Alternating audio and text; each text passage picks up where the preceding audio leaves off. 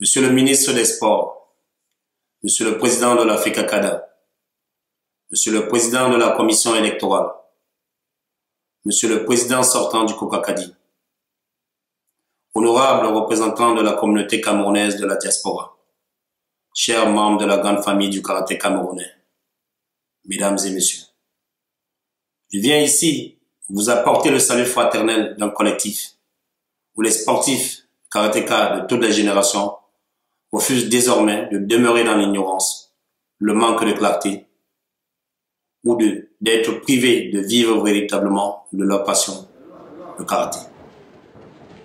Je n'ai pas la prétention d'énoncer les dogmes. Je ne détiens aucune vérité.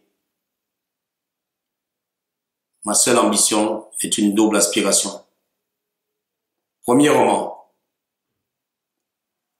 parler dignement au nom du collectif des karatékas camerounais de la diaspora.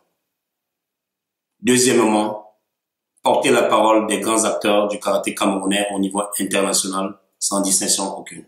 L'essor et le développement du karaté camerounais ainsi que son épanouissement dépendent de notre collaboration, de notre motivation en se fondant non seulement sur l'ancienneté mais surtout sur le mérite. Je pense naturellement que nous devons refléter le changement que nous attendons. Ceci passera par l'indulgence, le pardon, la motivation et l'encouragement de la parole unique reflétant le choix de tous. Ce vœu est resté comme un mirage à cause de nos nombreux égos. Le renouveau que je souhaite instaurer passe par ce chemin, rien ne nous en détournera. Je ne suis pas un prophète, encore moins un messie, mais un homme ordinaire qui est devenu un leader en raison de circonstances extraordinaires. Je veux compter sur toutes les forces vives du collectif pour bâtir ensemble une équipe de grands karatékas qui assurera dans l'harmonie le travail pour faire briller plus fort la femme que vous m'avez confiée pour le développement de notre sport.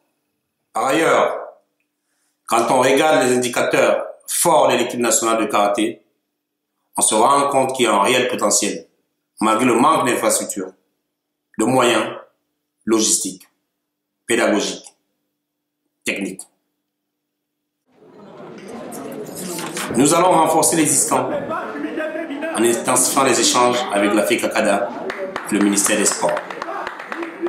Quand on regarde en arrière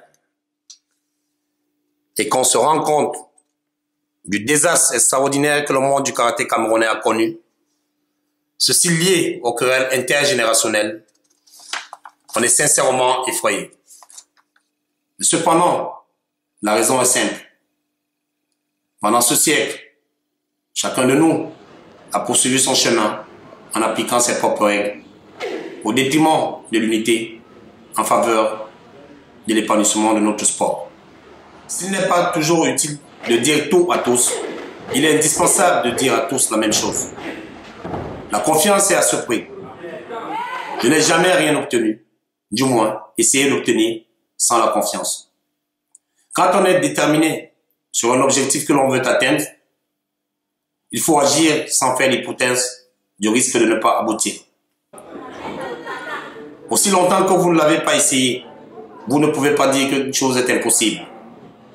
Le cadre idéologique du passé n'est pas le socle idéal où peuvent se résoudre les problèmes du présent.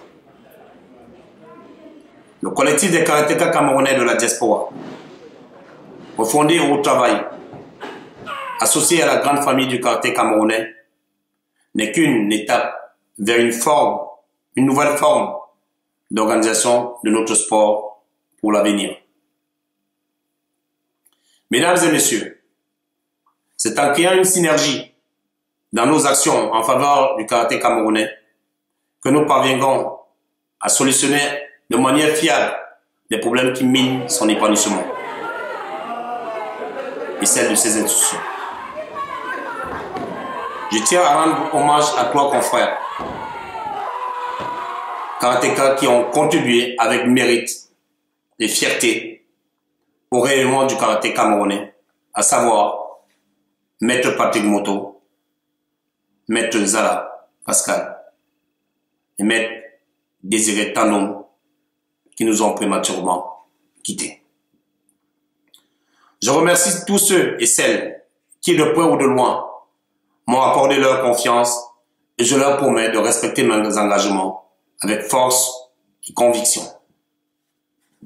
Vive le karaté camerounais, vive le sport et vive le Kokakadi.